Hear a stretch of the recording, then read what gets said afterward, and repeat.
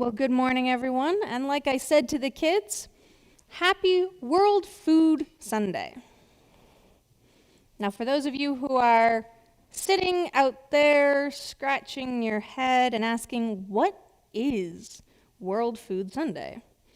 Let me enlighten you.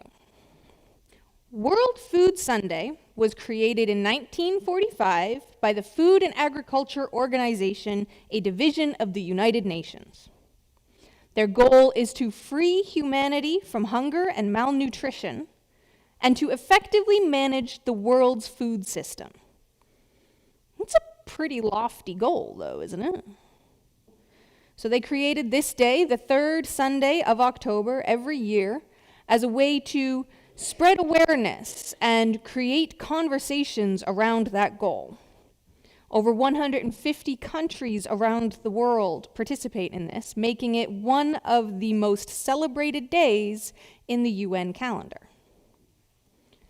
All of that to say that we, as the United Church of Canada, are celebrating with the whole world right now one very simple fact. Everyone deserves to eat. Everyone deserves cereal in their bowl. Now, to commemorate that, there are a number of different passages in the Bible that I probably could have chosen. There's the feeding of the 5,000. Everybody knows that one. There's Matthew 25:35, which goes, "For I was hungry, and you gave me something to eat. I was thirsty, and you gave me something to drink." And that is actually our tagline down at the lunches, the soup lunches at the Jarvis Street Embrace Center Mission. There's the line, "I am the bread of life. Whoever comes to me shall never be hungry, and whoever believes in me shall never be thirsty." And so on and so forth, and so on and so forth. Believe it or not, the Bible actually mentions food a lot. A lot. Eating, I guess, is one of those basic things that absolutely everybody, no matter your background, can relate to. And yet out of all of those options, I chose Acts, the reading that we heard this morning. Why? Well, let me see. In the reading today, we have this moment where Peter is having a dream or a message from God, and there is this huge blanket.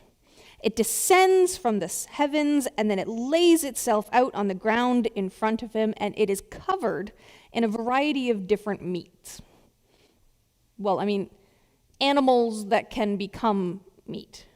You get what I'm saying. God says to a hungry Peter, "Eat." And Peter looks at all these different meats, and he goes, "Lord, I can't. I am a proper law-abiding Jew, and I cannot possibly eat anything that is impure." And God says, "Did I stutter? You can eat, because I'm telling you that it is all clean. It's not your job to disagree with me, saying that things are impure after I've told you that I made them clean." And then in the way that the Bible tends to work, this happens 3 more times. And then Peter finally wakes up, and he is confronted with 3 men. And finally he comes to this realization as to what it is that vision meant.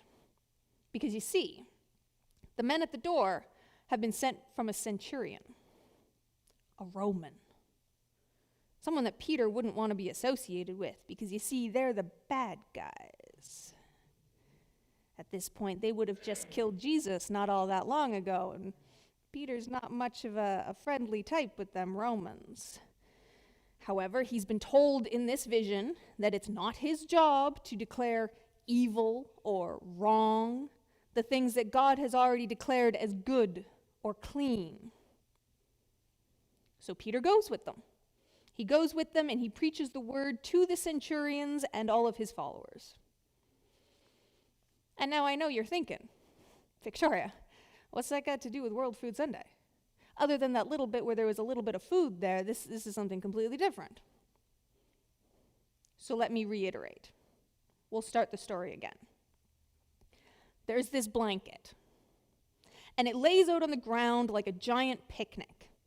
And we all know that when you go to a picnic, that blanket is your table.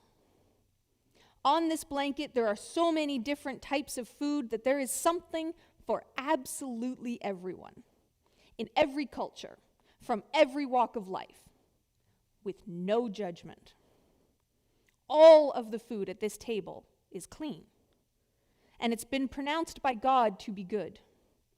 So all are welcome at the table. All. Which is, for a little 3-letter word, it doesn't seem to be big enough to encompass everything that really means. Because all means everyone. It means me, and it means you. It means the person sitting next to you in the pews, or the person who lives across the street from you. It means the person who smiled at you in the drive-through lane this morning, or the person that cut you off in traffic. It's the person who answers your customer service calls, and the person who, and the person who, and the person. It's the person who lives all the way across the world from you. The person who regularly lives in a situation so radically different from your own that you can't even grasp their reality. It is the person who stands on the street corner with their sign begging for change. All of those people out there deserve to be fed. They are welcome at our table because God has ensured that all that is available is clean, is good, is pure. And on this World Food Sunday, we acknowledge that every person across the world deserves to be fed. And we realize that, as Christians, we are expected to accept everyone that comes to that table to be fed. But there's more. Another step to all of this, because it can never be easy or straightforward. There's always another step, always a little bit more. And today it's the challenge. Right now I am talking about the active part of being welcoming. So let me detour here just a little bit. Do you know how many people I talk to fairly regularly that ask me, when it comes to things such as church, if they're allowed? Am I allowed to walk up to the front of the church here? Am I allowed to take communion? Am I allowed to read the Bible? Am I allowed to sit in this pew? Am I allowed to insert benign question here? And for those of you who attend church fairly regularly, those all seem like silly questions, right? Because the answer is, of course. Of course you're allowed. Of course you're allowed to sit in this pew. Nobody owns a pew, except that one. That one's mine. Everybody's got that one. All of these things that are sacred and holy, they're meant for all of us. And yet for the people who are outside these walls, some of those questions, am I allowed, can be so debilitating that what they would rather do is just not set foot inside at all. It's easier to just bypass the whole thing. Then, as someone who works primarily with youth and young adults, do you want to know the most common thing I hear when one of those youth is asked, why don't you attend church anymore? You know, those kids who haven't been coming to a service in years, but you've managed to corner them at a spaghetti dinner or something, and you're like, oh, I haven't seen you in a while. Why haven't you been around? And they politely go, oh, I've been busy. And then they try really hard to avoid you for the rest of the night. Yep, I mean, I've had that. But when you sit down and you have a real conversation and you ask them, why not? The most common answer I get is, I wasn't welcome anymore. That church didn't need me. They didn't need me, they didn't want me. So I found new things. Which comes all the way back around to this active part of welcoming. Because for us to be welcoming, the very first step is to be inviting. It is our job to reach out to those who feel scared, who feel unneeded or forgotten. Those that feel that the table that is laid out before them, it's a dream that they're never able to sit at.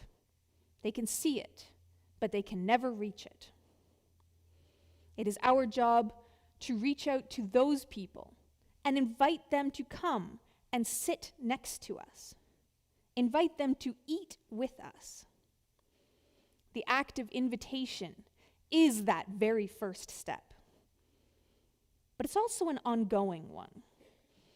It's one of those chores that never ends, like laundry. There's always one more person who can be invited, one more person who can be reached out to, one more person who is waiting for you to reach out to them.